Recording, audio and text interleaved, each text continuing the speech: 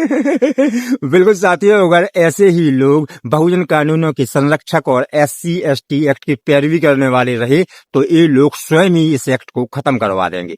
बिल्कुल साथियों, अभी क्या होता है कि स्वयं आर्मी चीफ सर्विस पांडे एक मांग करते हैं कि SC/ST एक्ट में पीड़ित फरियादी और आरोपी दोनों का नार्को टेस्ट अनिवार्य कर दिया जाए। अगर ऐसा होता है तो 90% केस झूठे निकलेंगे। फिर क्या होता है साथियों, इनकी मांग के बाद तुरंत लोग एक्टिव हो जाते हैं एक्ट के समर्थन करने वाले कि बिल्कुल हम तैयार हैं मांग के लिए। अगर आरोपी सही निकलता है तो उसे 5-7 दिन के अंदर फांसी की सजा देनी चाहिए।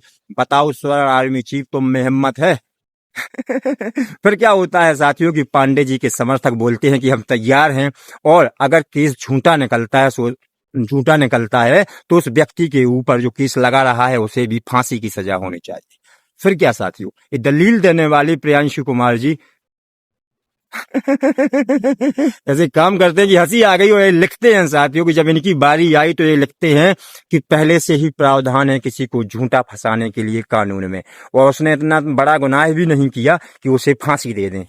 मतलब झूठा फंसा रहे हैं तो उसे फांसी देने के लिए कोई गुनाह नहीं है इनके हिसाब से, और कानून में पहले से ही प्रावधान है झूठा फंसाने के।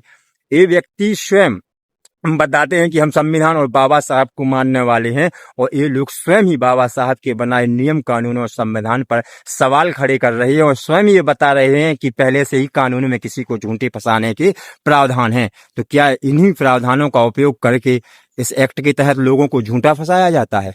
बिल्कुल साथियों, समझना पड़ेगा कि अभी हमने देखा कि भीम सेना चीफ सतपाल तरवर नाम के अपने भाई हैं जो बहुजन समाज से ही आते हैं, SC/ST वर्ग से ही आते हैं, और वो हमेशा आंदोलन करते हैं अपने हक अधिकार को लिए लोगों को। तो वो बताते हैं कि हमारे पास हमारे ही वर्ग की बहनें आती हैं और वो कहती हैं कि हमारे साथ शोषण हुआ, हमारे साथ ये हुआ, जबकि वो स्वयं से ही किसी के साथ कुछ भी करती हैं। और उसके बाद क्या होता है कि ये उनके लिए आंदोलन करते हैं कलेक्ट्रेट के पास, कहीं SP ऑफिस, कहीं भी, समझ रहे, और ये उनके ऊपर SC/ST एक्ट लगवा भी देते हैं।